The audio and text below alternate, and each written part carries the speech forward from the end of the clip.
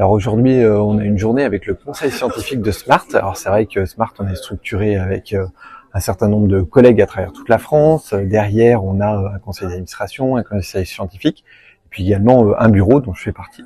Mais aujourd'hui, le conseil scientifique s'est réuni pour faire suite au livre blanc, puisqu'on a écrit il y a un peu plus de 6 mois maintenant, un livre blanc qui se veut définir un peu le cadre et le contour de ce que va être l'industrie de demain, avec la vision formation et un petit peu recherche également. Mais il y a une phase qu'on n'avait pas encore entamée, c'est la prospection. C'est demain, qu'est-ce qu'on va faire, comment on va embarquer nos collègues dans cette aventure, et puis aussi peut-être définir l'industrie du futur, mais futur avec un grand F cette fois-ci, comment on l'entend. Pourquoi ? Parce qu'on est vraiment à un moment charnière, où peut-être effectivement il y a 250 ans on a créé les ingénieurs civils, les ingénieurs militaires.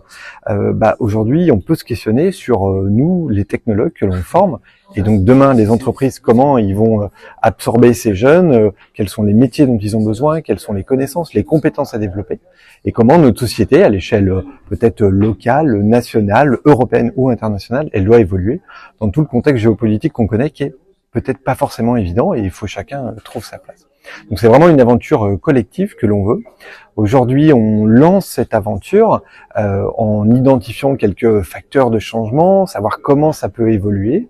Et puis après, tout ce travail va être donné bien évidemment à la communauté, tout comme notre livre blanc, pour pouvoir l'enrichir et faire en sorte que chacun puisse, à sa manière, contribuer peut-être en disant « bah non, moi je suis d'accord, moi je suis pas d'accord », ou au contraire, là, on a de nouvelles orientations que l'on peut prendre.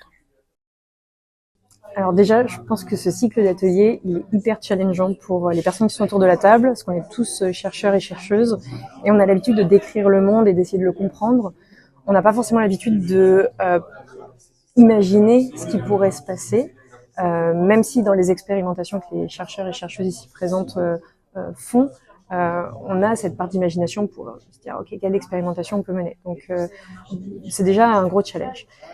Dans ces ateliers, ce qu'on fait, c'est qu'on va tenter de partir de notre présent et on va tenter d'imaginer un futur possible et plutôt un futur souhaitable. Donc ça, c'est tout un challenge, sachant qu'on est une quinzaine autour de la table, on a 15 visions différentes de ce qu'est un futur souhaitable. Ce qu'on fait concrètement, c'est que on part de facteurs de changement qui sont un peu des signaux faibles que les personnes autour de la table ont identifié dans leur quotidien et dans leur métier.